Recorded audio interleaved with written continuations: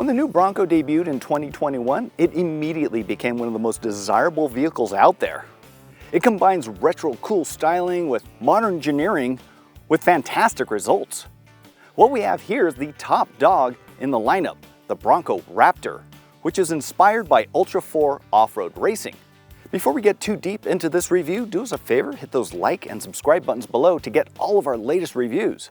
The Bronco lineup is incredibly diverse with 9 distinct models to choose from, starting with the base model for around $35,000 suggested retail to up to $85,000 for this Raptor. All Broncos are great at off-roading, and picking the right one for you depends on what kind of terrain you plan on tackling. Any of them can easily conquer the challenges this off-road park has, and to be honest, this Raptor is definitely overkill here. I'm wondering if we'll even need to get into four-wheel drive. So let's talk about what makes this Raptor special. First off, these tires. These 37-inch BF Goodrich KO2 tires are beefy, and they're pushed out for a wider track that's almost 10 inches wider than the regular Bronco. Now this stance, it reminds me of a linebacker that's hunkered down, ready to pounce.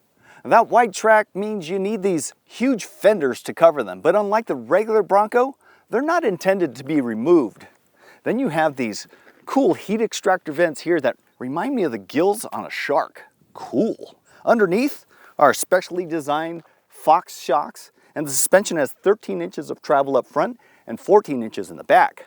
Now these short overhangs allow for an approach angle of 47.2 degrees and a departure angle of 40.5 degrees. I mean, I'd have a problem climbing something that steep.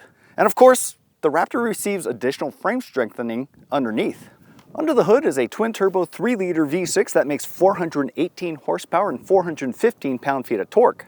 That's a big jump from the 300 horsepower 4-cylinder or the 330 horsepower 2.7-liter turbo V6. To be honest, I think anyone would be fine with any of these engines. I had the 4-cylinder last week and found it way more than adequate. Plus, it's the only engine choice that's offered with a manual transmission, and it has a dedicated crawl gear. A 10-speed automatic is standard on all other Broncos, along with a 2-speed transfer case. All right, so here we are on our first obstacle, which is a fairly challenging climb. Now, I'm pretty confident, so I'm gonna attack this in regular 2-wheel drive to see what happens. I might need to engage 4-wheel drive, but we'll find out. Oh, nice big whoops. No, we're going to 4-low. Okay, here we go. And it's really easy. You just push the button. It tells you what to do, tells me to shift to neutral, tells me that it's shifting in progress, but it's giving you all these prompts so you feel like you have a coach right next to you. Here we go. Oh yeah, that's much better. Yeah, we're just powering up this slow and steady, kicking up some dirt here and there, and it's doing it. Let's try something else too. Let's try the sway bar disconnect. There we go. Now we've got more traction. And another thing that's really helpful are these trail cams, giving me a good view and telling me exactly where the front tires are going to be placed when we get to the top. And when we do crest, there's no surprises. I know exactly what's on the other side. So yeah, that's off-roading done smart. Another cool function is the trail turn. You just hit this button right here. It only works in 4-high or 4-low, but what it does is it breaks the inside rear wheel so you can turn much sharper. Check this out. What? It's like we're pivoting doing donuts. It's so rad. That's especially helpful on a tight trail where maybe you don't want to do like a multiple point turn. Brilliant. As accomplished as the Raptor is off-road, it's also important to note how it behaves on pavement. I'm pleased to report it's good. Despite the huge chunky tires and soft suspension, it's easy to drive. On the highway, the steering feels way more precise than the Jeep Wrangler, and it tracks straight without any real effort. The ride quality is bouncier than your typical SUV, but it's not really a problem, especially when you consider how well this does off-road. You'll feel some residual rebounds every now and then, and you certainly don't want to take a corner like you're driving a Mustang, but it should easily exceed your expectations. Wind noise is noticeable at highway speeds, but what do you expect? This thing is built like a brick. You'll also hear some creaking from the roof here and there, but that's also not so bad, and it's much quieter than something you get in a Wrangler. The one thing I'm constantly aware of is the Raptor's width. It really fills the lane, and on a narrow city street, it feels like I'm piloting a 747 through the Grand Canyon. Now, the shorter two-door Badlands Bronco I had last week was much easier to drive in those conditions, and was way more maneuverable than you'd think. I will say though that visibility out the front is excellent. This roof pillar here doesn't get in the way of anything, but the view out the back is terrible. I really only see the third brake light and the spare tire. You definitely will not see a cop back there. Just word of warning. Now, there's also a lot to talk about with the interior, so we'll find a spot to pull over and talk about that next. The Bronco's interior is just as distinctive as its exterior design. You have this wide, upright dash with these substantial handholds at each end. Supporting trims come with an 8-inch touchscreen, but this is the 12-inch screen. You also have a lot of physical buttons that you don't normally get in modern cars, and I like that. But there are so many buttons, and they're all labeled with these pictograms and not with words, so you might have to consult the manual a little more often than you'd think, or, better yet, attend one of Ford's off-rodeos to get all the instruction you need to get the most out of this Bronco. As you'll also notice, you have these handholds down here for the passenger, and you'll see these torque bolts. That signifies that it's removable and customizable. So anywhere you see a Torx bolt on the Bronco means that there might be an aftermarket part or solution for that. Now you also have some good cup holders, a wireless charging pad, a big center bin here, and these netted pockets in the door. Now those come in handy because let's say you're doing some mudding or fording some water, that water's not going to pool inside of a pocket. It's just going to drain out of the net. So that's smart design, especially for the way this car was intended. Materials quality, well, it's industrial.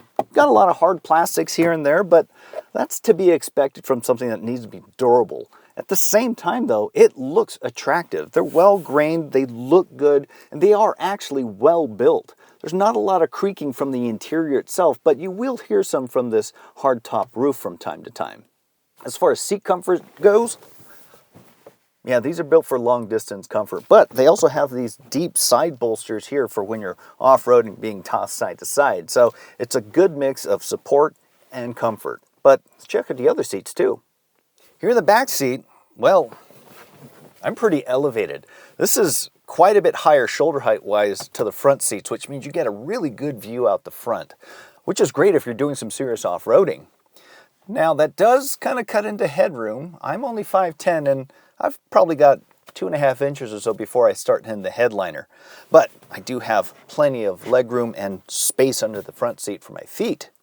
Now you also notice that there's some different things going on back here. You have these grid patterns on the back of the seat back, and that is intended so you can strap those MOLLE luggage accessories right on there. Then you also have these netted bags and a little center armrest here. Here in the center you have window switches because they're not on the doors, just like the front seat. All the window switches are in the center console because you can remove these doors and just go freewheeling like an open Jeep. Besides that, materials quality is about what you'd expect. It's actually kind of padded here in the door, which is nice because you're probably going to be banging into that every now and then. Otherwise, yeah, you've got some hard plastics and also USB chargers and a household power outlet. Now getting in and out of the back seats is obviously way easier with the 4-door, but I like the 2-door because it's just more compact and has a much better breakover angle. Now the problem though, it's really hard to get back into these seats. So what would you get? The 2-door or 4-door? Let us know in the comments below. Here in the back we have 37.1 cubic feet of cargo space, and that's pretty big. And when you look at the space, it's really accommodating. Now you do have these rollover hoops here that might get in the way, but you can still fit some really bulky stuff back here. The rear seats do fold, but they don't fold flat, and I wish I knew that before I went camping, because it turns out you really can't sleep back here with that 3 or 4 inch step up. So I ended up sleeping in the front passenger seat, which was not ideal. So something to keep in mind, but you can always get one of those overlanding platforms and set up a tent on top. Now, folding the rear seats isn't all that easy either. It's a really long reach to get inside, so it's best to actually walk around to the back doors and flip them down there. So does it make sense to get a Bronco? If you plan on doing any off-roading, the answer is a resounding yes. The entire lineup has strong all-terrain capabilities, yet they don't sacrifice as much in the way of comfort and everyday drivability. Which one should you get? Well, that's a trickier question. You probably don't need something as accomplished as the Raptor, but I wouldn't blame you for wanting one. It's freaking awesome. It has all the trick off-road parts that most adventurers will ever need, and as an added bonus, it's all under warranty. As any off-roader will attest, there are plenty of great aftermarket enhancements that'll void your warranty. Honestly, for the kind of fishing and hunting I do, I'd get the Black Diamond 2-door, the 4-cylinder, manual transmission, and the Sasquatch package. Not that I've given this much thought. It stickers for around $52,000, but there are also those pesky dealer markups. The entire Bronco stable is priced similarly to its most direct rival, the Jeep Wrangler. But the Wrangler gains an advantage in regard to fuel economy. It's rated at 22 to 23 miles per gallon for the 4-cylinder, a few mpg less for the 6-cylinder, and a lowly 14 mpg for the brawny V8 model. The Bronco is estimated at 20 mpg for the 4-cylinders, 17 to 18 for the 6-cylinders, and about 15 for the Raptor. The Jeep does also have a 25 mpg diesel and a plug-in hybrid though. Other alternatives include the outdated Toyota 4Runner and the more expensive and luxurious Land Rover Defender. Honestly, I'd take the Bronco over all of those in a heartbeat. It's not even a decision. But what would you do? Would you go for the Bronco? And if so, which Bronco would you go for? Let us know in the comments below. As always, thanks for watching, and we'll see you next time.